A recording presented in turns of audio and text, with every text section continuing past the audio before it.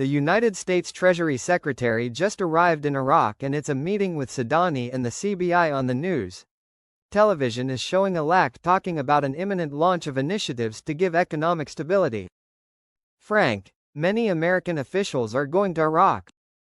To see the new Secretary of Treasury join the CBI and Alaq and Sudani in his meeting is very big news. This is big. We have been waiting for this Secretary of Treasury to show up. I am excited to see what the results are after the meeting. All right, so when we look at this, look at the concept of it could go in a couple of days. Thursday is in play, but it could just stretch us out to Friday, Saturday. If everything gets completed like we hope, we might be looking at something in the next couple of days before the end of the month. I'm looking forward to a really good week, rest of the week, and possibly weekend. I'm excited about it and looking forward to it, so let's get ready to have everything that we're looking for come through. Hantush, electronic payment reduces the cost of paper currency and supports economic transparency. In early January, the Finance Committee said this was their goal to market the electronic payment process, and I know from my CBI contact that this had to be accomplished to conduct the project to delete the zeros. Well, they are telling us this is now successful and done. What next? Economist, the country's financial situation is among the most prosperous years. Quotes, the country has large cash reserves, which are greater than 100% of the volume of the issued currency.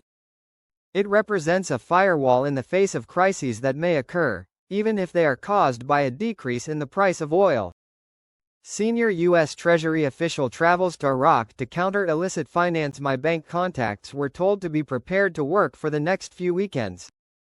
Back in November, we noticed that banks stopped saying it was a scam. In December, they still said we're not saying it was a scam. The first week of January, banks kind of shut down. They became silent, leave me alone. That was an interesting pattern because they were all acting that way. Between economic experts' warnings and government denial, the value of the Iraqi dinar is at stake. Quote, the Iraqi government has any intention to reduce the value of the dinar against the dollar, despite rumors indicating upcoming measures to confront economic pressures and challenges in the international market. Any change in the exchange rate during the current stage or within the 2025 budget schedules will lead to negative results, and that is why the government is committed to strengthening the current rate. The point of this article is that they will not devalue. Rumors are being squelched. These economists are not GOI officials. We learned the state-owned Iraqi Midland Oil Company said it has discovered huge oil reserves in the East Baghdad oil field. Quote, the new discovery is expected to add more than 2 billion barrels to Iraq's oil reserves. Iraq is floating on oil. According to previous surveys by the U.S. government, there is much more oil to be discovered in Iraq. Think about everything on the plate of the new U.S. Secretary right now. The U.S. has a freeze on money and they are scrambling because the last administration spent 30% of our budget in just 19 days. But for some reason, just 9 days into the new administration, in his first few days as Treasury Secretary, Mr. Bessent's U.S. Treasury team is off to the Middle East into Iraq, a country with an almost worthless currency according to world views. We know better and the Middle East knows better. But for some reason, it's a priority to have the U.S. Treasury over there. I'll let you guys figure out why. But it will tell you how close we are right now. Iraq on the threshold of an economic renaissance.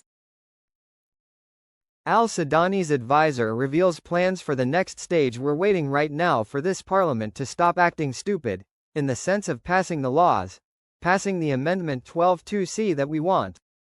That's it. It'll open up the budget and expose a lot. That's what these banks, in the Middle East, have been told. That's why they're on pins and needles. The next step of the monetary reform process is going to affect every bank on this planet Earth. Well, every bank that is involved in exchanging foreign currency. And they all know it. Why do you think the U.S. Treasury is meeting all over the place? They all are on pins and needles waiting for this to happen. After 21 years, Article 140 looks to be completed to me. This is a major sign that Iraq is going to get the people their purchasing power. Oil going to flow next. Electricity is going to be flowing. There's no coincidences, the money is going to start flowing. President Trump put the world on notice that the American dollar will be the reserve currency of the world with or without you.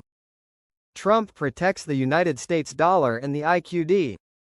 Our military forces have poured into Iraq from one area to refortify what we have. Why? To protect the reforms, to protect the currency. Trump was saying, I'll take your oil but I'm going to drill baby, therefore I'll take a new exchange rate for the IQD that I have in my reserves and deal or no deal. Prime Minister Mohammed Shia al-Sudani confirmed on Thursday that the economic reforms in all their dimensions have opened the way for Egyptian companies to operate in Iraq. Al-Sudani said, during his speech at the Iraqi-Egyptian Economic Forum, in the presence of his Egyptian counterpart, Mustafa Madbouli, and reported to Shafaq news agency, that the historical and civilizational relations between Iraq and Egypt are very deep, and the social and economic ties that form a solid foundation for bilateral partnership and mutual opportunities, especially for the private sector to work in all economic fields, whether in Iraq or in Egypt. According to al-Sudani's media office, the Iraqi-Egyptian Economic Forum, which was held in Baghdad today, Thursday, was attended by the Iraqi and Egyptian chambers of commerce, and more than 300 businessmen from the two countries, and was dedicated to discussing opportunities for joint cooperation in various fields. Al-Sudani continued in his speech, saying that the economic reforms, in all their dimensions, banking, administrative, tax and investment, have opened the way for Egyptian companies to operate and for prominent partnerships with the Iraqi private sector, whose activities we seek to extend towards more opportunities and areas of work in the Egyptian arena as well. For his part, the Egyptian Prime Minister confirmed during the forum the existence of an Egyptian political and popular will for cooperation and partnership with Iraq, to be a prosperous industrial, agricultural, economic and service stronghold, pointing to the circumstances that the region is currently going through, which necessitate moving towards economic integration and political coordination for the benefit of the two peoples, Iraqi and Egyptian, towards more progress and development. The media department of the House of Representatives published, on Thursday, the Parliament's agenda for its next session on Sunday, which included voting on the First Amendment to the budget law. According to an informed source, the political blocs agreed to pass it as received from the government. According to the agenda, which was received by Shafaq news agency, the session next